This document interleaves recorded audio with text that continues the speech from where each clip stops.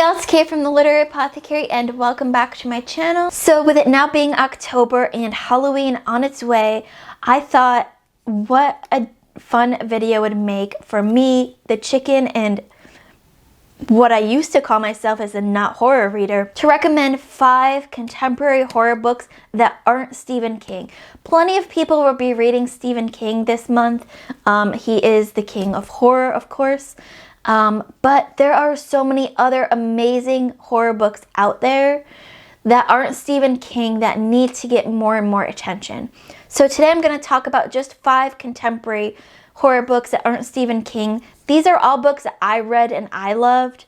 There are plenty of others out there. These are just ones that came to the top of my head that I have actually read and can talk about and can actually recommend. Before I get into my recommendations, I have to give props to Leslie at the Nerdy Narrative. She's my best friend. You hear me talk about her all the time. But if it wasn't for Leslie, I wouldn't have read almost all of these books except for one. And that one that wasn't because of Leslie, I immediately thought of her. And she's read that author in other series before. But Leslie is a huge horror reader and she got me into reading horror. And that's huge because like I said, I'm a huge chicken and I wouldn't even have thought to pick up horror books if it wasn't for Leslie. So Leslie, thank you for getting me into horror. I still consider myself a very, very beginner horror reader because I'm still a chicken and I get scared easily. But thank you for introducing me to this amazing genre. That's perfect for October. So now on with our recommendations. First, I have The Only Good Indians by Stephen Graham Jones. This is one of the Leslie recommendations. She absolutely loves this author. She's read, I think, either almost all of his books or all of his books. I can't keep track now because there are so many. I've read only one so far. That was The Only Good Indians, and this was incredible.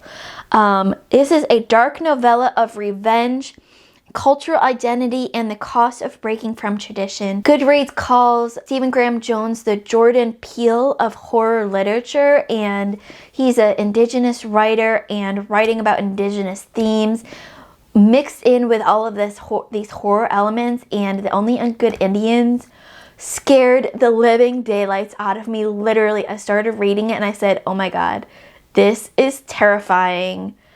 I was hearing noises all around me that weren't there. I was terrified, but I also said, I love this. I need more of this. And so Leslie led me to The Patience of a Dead Man, which is my second contemporary horror rec that isn't Stephen King.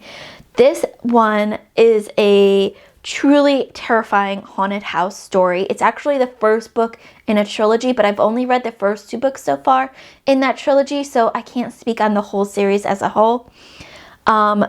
This haunted house story was terrifying. It had me thinking things were happening in my own house. I was hearing sounds that shouldn't have been coming from different places. Thought I was hearing, ghosts moving up the stairs. Although it's not a ghost story, it's a haunted house story, but it's not a ghost story. It's more than just a ghost story because they're not particularly ghosts that are the terrifying part of this story. There were jump scares for me while reading this book, which is maybe because I haven't read a lot of horror, but to me, I get jump scares a lot when I'm watching a movie or a TV show. John can attest, we watched The Walking Dead, the last season of that together, and we're watching some of the spin-offs, and I jump a lot.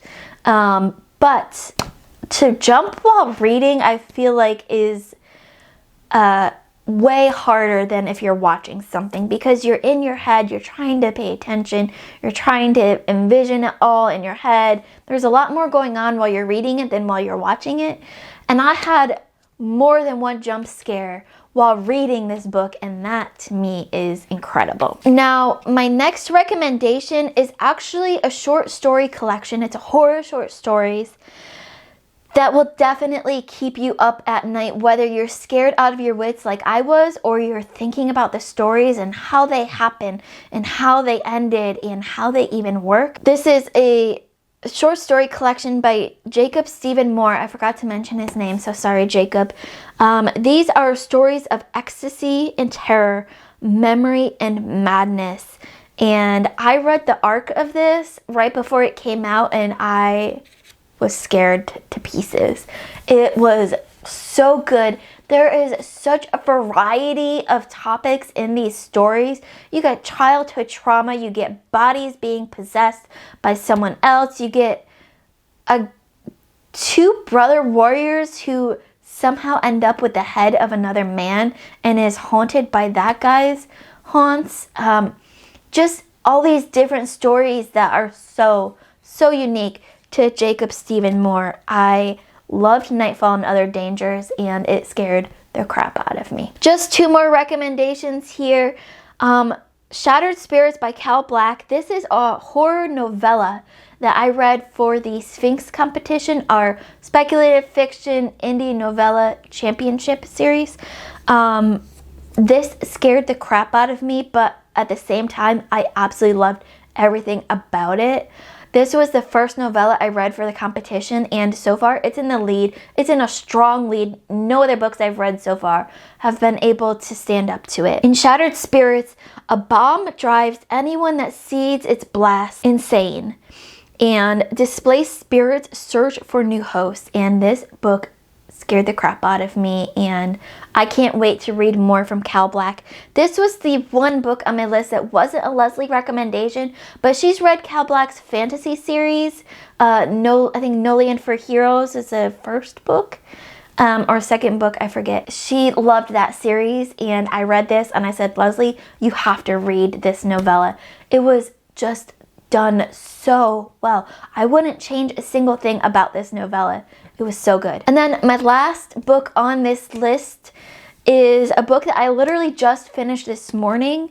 It's book one in a long series. Most of these books in this series, I'm told by Leslie, are novellas, which is fantastic.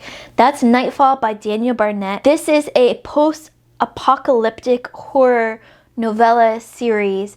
Nightmareland Chronicles is the series title, and I loved everything about this book. I gave it 5 stars. Daniel Barnett's writing in this book is absolutely stunning. I had quote after quote after quote written down. I could have probably just highlighted the entire book. It was that good. It scared the living daylights out of me at times. It was definitely a daylight read, although I read it at night too because I was addicted and I didn't want to stop. And I can't wait to see where this series goes. If you're looking for post-apocalyptic, short, quick reads that have you gripped from the very first sentence with beautiful prose that is purposeful and beautiful at the same time, highly recommend Nightfall by Daniel Barnett. So those are my 5 horror recommendations in the contemporary field that aren't Stephen King. I absolutely loved every one of these books, like I said, and highly recommend them to anyone out there looking for horror recs that aren't Stephen King. These are all amazing in their own way and very different from each one another. And I just loved them all. So let me know in the comments below, what are your horror recommendations that aren't Stephen King? I'll have another video coming out soon with maybe some classic horror recommendations that aren't Stephen King.